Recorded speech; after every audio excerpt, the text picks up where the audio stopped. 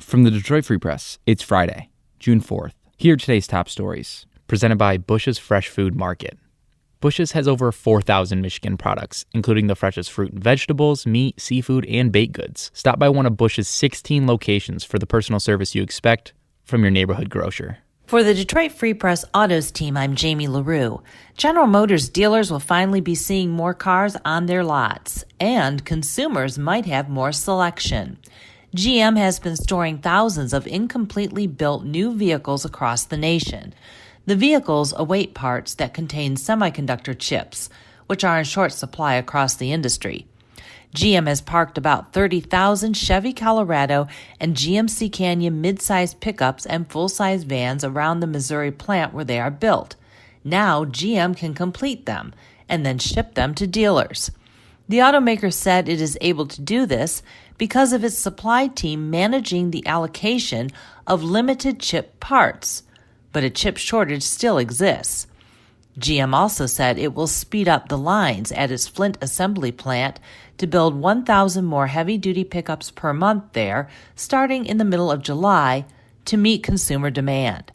The automaker said inventory will improve for consumers, but will still be below normal levels. This is Chanel Stitt from the Detroit Free Press. The former home of Detroit civil rights activist Sarah Elizabeth Ray has been designated by the National Trust for Historic Preservation as one of the country's 11 most endangered historic sites. Ray is a woman who was kicked off of a Detroit Boblo Boat in 1945 because she is Black. She left the boat when asked, but she reported the incident to the NAACP, and the case was taken to the U.S. Supreme Court. Ray won the right to travel on the boat, and the boat's owner shut down the operation after Ray won the case. Another owner purchased the boats and allowed for integration.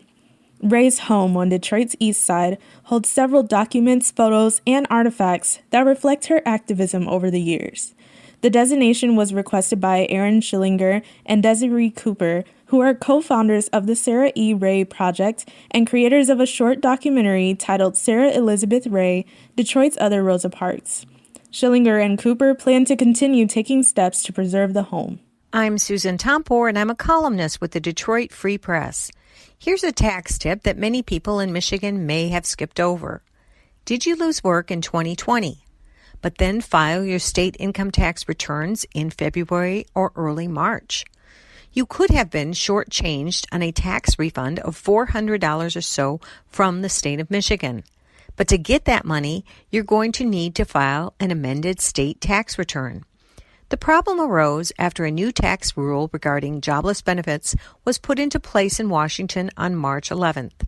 Many people, of course, filed income tax returns in February or early March before the tax law changed.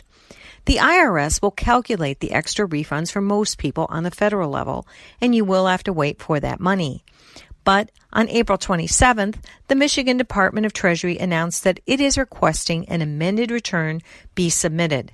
Again, this extra step only applies to those who filed a 2020 state income tax return very early in the season, and did not include up to $10,200 for individuals on unemployment benefits from taxable income. It's a good time to take a look again at your tax returns. Amending in Michigan, if you need to do it, could get you a few $100s. I'm Andrew Hammond for the Free Press Sports Department. The magic number for the Detroit Red Wings in the upcoming NHL draft is 6. They will be picking from the number 6 spot when the draft is held on July 24th. The draft slot is really no surprise to the Wings. They came in with the 6th best odds to get the top pick and walk out at the number 6 spot.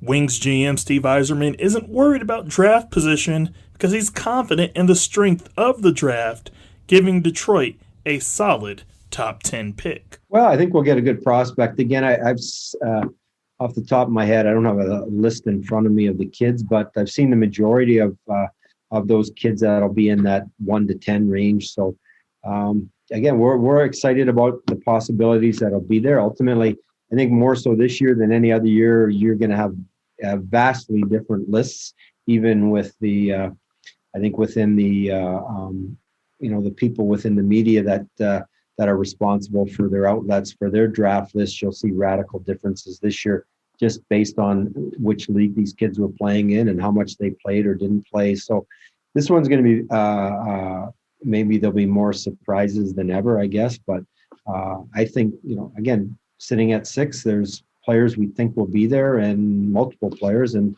we'll be excited about the pick. And ultimately, do they move the needle? We hope they do. When that happens, we're not sure. For more stories from the Detroit Free Press, be sure to check out freep.com. That's FREEP.com.